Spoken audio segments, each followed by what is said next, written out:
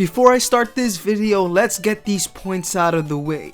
Is MKLeo better than me? Yeah. Is he a top player living the Smash dream? Absolutely. If we were to Marth Diddle, will he beat me? Of course. His knowledge as a pro smasher far exceeds my skill with the character. And throughout the tournament against the lesser skilled players, he used that pro knowledge to dominate every player in that tournament. That mixed in with his knowledge on how he plays Lucina made his Marth seem crazy good. But then he played Gluttony, someone that can challenge both his knowledge as a pro smasher and as a great Lucina player, which led to his Marth getting absolutely bodied. Those two things can only take you so far as a Marth player. You really need to know Marth inside and out in order to fully optimize him, and it's no easy task. And frankly, at the time of the tournament, it was clear to see that he didn't know. So at first, I was going to make a whole video about how awful MKLeo's Marth was against Gluttony. You could think he was good, and I will respect your opinion. Multiple non-spaced, unsafe fairs on shield. Stunge on the and you can see how much damage they to get in on that rollback. That's gonna land good stuff to fade back. He covers such wide.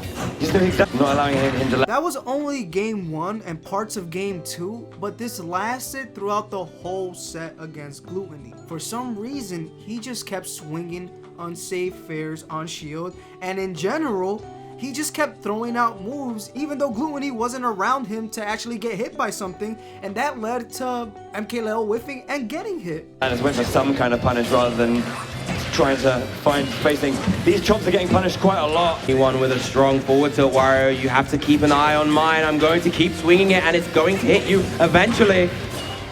He played at a high level and he played slow. Not to mention that MKLeo got punished for doing a lot of jumping. In this set 1.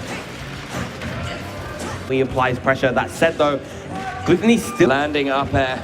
When he should have stayed a bit more grounded and mix it up with some aerials. Just trying to keep Warrior at bay. oh, doesn't get that tip. To get the micro spacings that Marth really requires. But sadly, those moments were few and far between, and when he did go for grounded options, some of his options just left them open for a big punish. Difficult about this matchup, it seems, for MK. And just to show you, this is game 3, and he's still landing unsafe sour spot fairs on shield. The character that he was, and all the questions are being asked, how much. Go for the long reach with that dancing. And it's not just unsafe aerials on shield, he's also throwing unsafe tilts on shield that leads him to get punished. And that tells me that he's not accustomed to spacing, and that's most likely because of Lucina. Playing for the majority of the time in Smash 4 that he really kind of just fell in love with and showed just how much strength he had.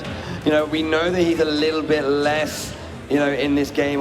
And for the people who are probably going to say, I'm just nitpicking, listen, if I was nitpicking, then that means that the score would be 2-2, very close games, but they're not close games. He's obviously 0-2 right now against Gluttony, and he loses game 3 the same way he lost game 2.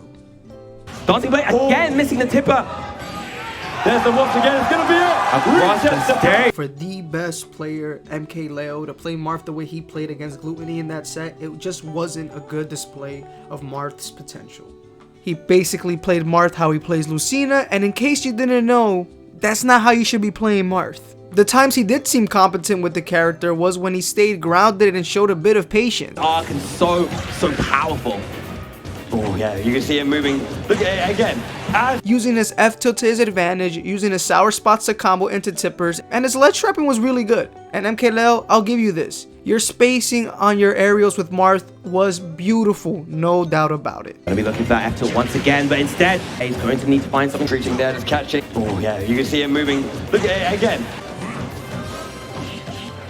But for the most part, MKLeo was always in the air swinging on shield and getting punished for it. Almost as if he wasn't comfortable playing with Marth yet. In the end, he ended up switching away from Marth and just went Joker to win the tournament. So yeah. This is where, at this point.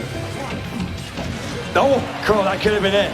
But yeah, the Gluttony now just has to play perfectly, but he gets caught, and that's gonna be it. His Marth in Smash Summit 2 was 100 times better than his Gluttony match. So yeah, that's just a little spoiler alert for like my next video. That aside, I want to thank you, MKLeo. You put Marth's name back on the map. People started picking him up, and I cannot thank you enough for showcasing potential in the character. But then he dropped Marth yet again. And now people are having their doubts on the character again. And to that I say, I'm disappointed. I'm not disappointed in you, MKLeo, and I'll get back to that subject after this. I'm disappointed at the players that rely on MKLeo to push the Marth meta. You should be pushing the Marth meta.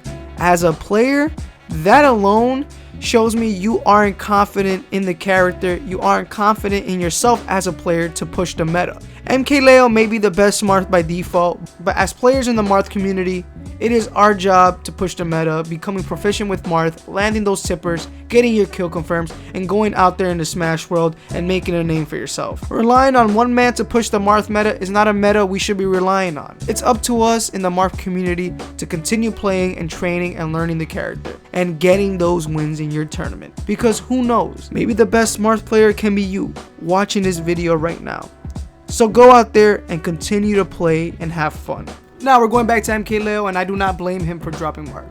He already plays Joker. He already has a Lucina who's won a major. The amount of effort that he has to put in order for his Marth to be on par with his Joker is going to take a lot more work than just a month or two. He already has a Lucina that's won a major. It gets the job done. And if he really wanted Marth to be as good as his Lucina, then he should have stuck with Marth since the beginning. But he didn't. And he chose Lucina, and just because you're a really good Lucina, you know how to play Lucina, doesn't mean you know how to play Marth. They're not the same character, and he's learning that the hard way. Now wait a sec, before you call me a hypocrite, I'm not saying that he should drop Marth Lucina because they're the same character and Lucina is just better overall because they play the same. That's not it at all. Lucina allows for safer aggression, who can afford to be in the air a little bit more than Marth, and her consistency allows her to be a lot more aggressive, while Marth relies on being more grounded, walking a lot more, patience, precision, knowing and understanding how to use Marth. Oh yeah, I can't forget about F2. The point I'm trying to make is his Lucina's already won a major for him.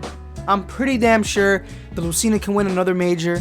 His Joker's godlike. He'll continue to win majors with Joker. It's just too little too late for MKLeo to pick up Marth at this point. It's just the smarter choice is to stick to the character that he knows. And also, it's very clear to see that he has no confidence in his Marth. And what do I mean by that? Well, stay tuned for tomorrow's video where I actually break down his set against Meister. Marth versus Mr. Game & Watch, and you will see exactly what I mean. Yeah, I'm finally doing a breakdown, guys. This is your boy X from Let Me Smash Gaming. Subscribe to watch more of my future videos. I hope y'all enjoyed, and I'm out here.